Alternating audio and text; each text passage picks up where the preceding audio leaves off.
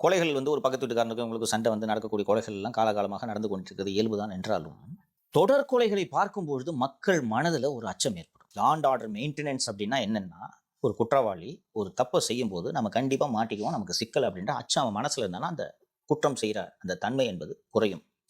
தொடர் கொலைகள் இது போல நடக்கும்போது, இவர்கள் அந்த குற்றங்களை தடுப்பது மற்றும் அந்த குற்றவாளிகளுக்கு தண்டனை வாங்கி கொடுப்பது என்பதை விட, எவனாவது ஒருத்தன் அந்த குற்றத்தை சம்மந்தப்பட்ட சிக்குனானா, அவன கால உடைச்சு ஃபோட்டோ வெளியிடுறது தான் லா அண்ட் ஆர்டர் மெயின்டெனன்ஸ்ன்னு காவல்துறை நினைத்துக் கொண்டிருக்கு.